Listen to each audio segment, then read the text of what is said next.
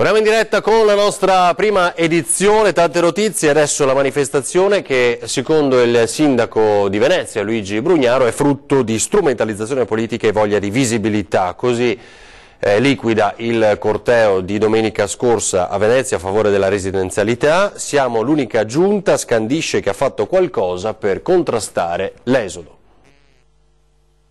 Beh, stavo qua anche a me. Infatti si ricandida, ha detto. Stiamo qua tutti quanti e ci divertiamo. È la scelta tra chi continua a chiedere in qualche modo denaro, case a gratis, eccetera, eccetera, e chi vuole far ripartire la città.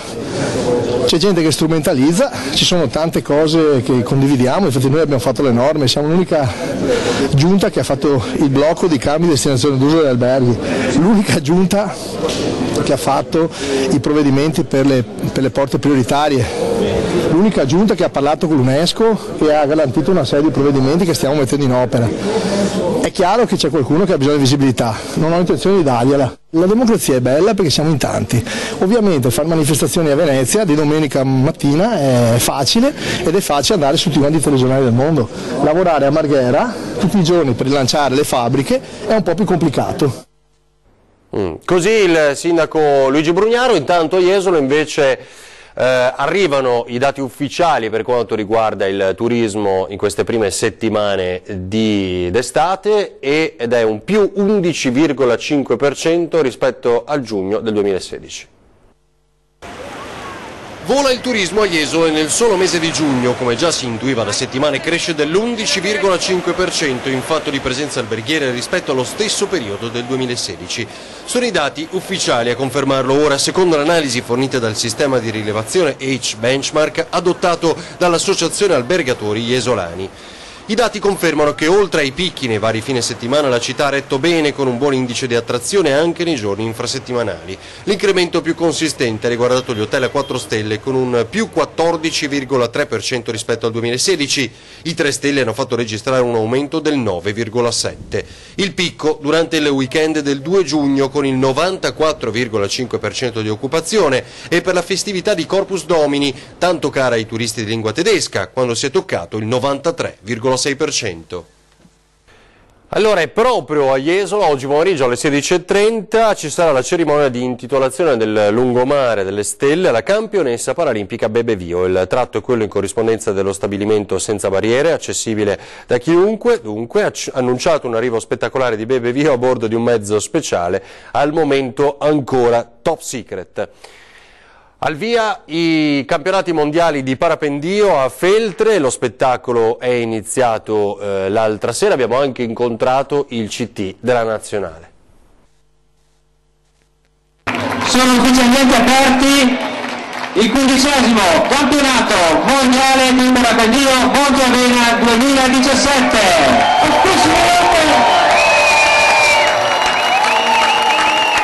Prende così il volo la grande festa di Feltre, i campionati mondiali di parapendio che terranno tutti appassionati e turisti con il fiato sospeso e il naso all'insù per i prossimi 15 giorni.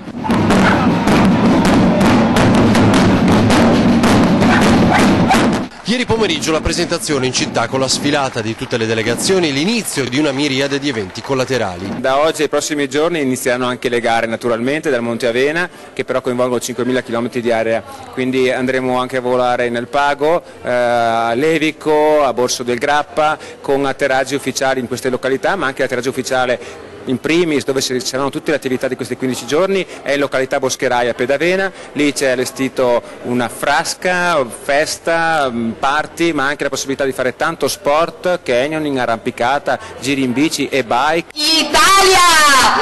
Facci sentire! Ed ecco il team leader della nostra nazionale, il selezionatore dei piloti migliori. Volare senza il motore è un po' particolare, proprio si torna indietro, cioè si conosce le nuvole, si conoscono le correnti di aria calda che ci permettono di salire più in quota e poi forse la cosa più bella è che in volo si è da soli e ogni situazione bisogna gestirla da soli, bisogna pensare da soli e risolverla da soli. Francia, Germania e Slovenia, le squadre più temibili, dice. Dicono che il parapendio è uno sport per soli uomini. Assolutamente no, è uno sport adatto a tutti ed è bellissimo. Perché una ragazza dovrebbe farlo? Perché è stupendo, si vola, è il volo, la cosa più bella che ci sia.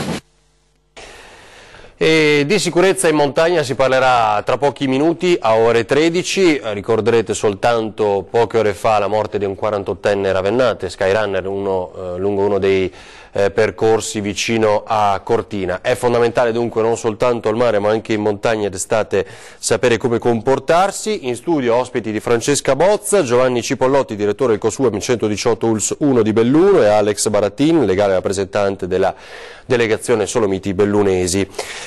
Questa sera poi c'è 20:10, la nostra attualità, avremo un'intervista speciale a Paolo Noventa, fratello di Isabella. Solo pochi giorni fa le condanne per Freddy, Deborah e Manuela in merito all'omicidio appunto di Isabella Noventa. È tutto, ora le previsioni meteo per le prossime ore, ci rivediamo alle 18:30. Buona giornata.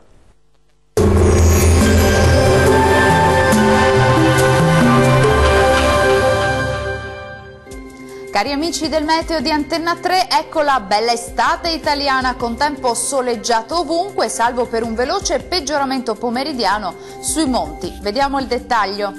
Sul Veneto più nubi con rovesci e temporali sulle Alpi settentrionali del Bellunese e su quelle a nord del Vicentino.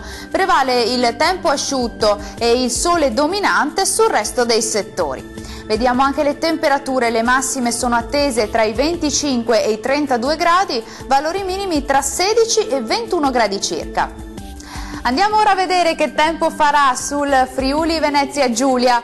Tempo in prevalenza stabile e soleggiato anche qui sui settori pianeggianti, più nubi con locali rovesci e temporali pomeridiani sui settori alpini e prealpini. Diamo uno sguardo alle temperature, le massime sono previste tra i 27 e i 29 gradi, valori minimi tra i 19 e i 21 gradi circa. Raggiungiamo infine il Trentino Alto Adige, temporali soprattutto nelle ore pomeridiane sulla fascia centrale della nostra regione, più sole sulle Alpi di confine e all'estremo sud del Trentino. Temperature massime tra i 29 e i 32 gradi, valori minimi attesi tra i 15 e i 16 gradi circa. Il mare sarà generalmente poco mosso, i venti moderati e sudorientali. Dal meteo di Antenna 3 è tutto, grazie per la vostra attenzione e arrivederci al prossimo aggiornamento.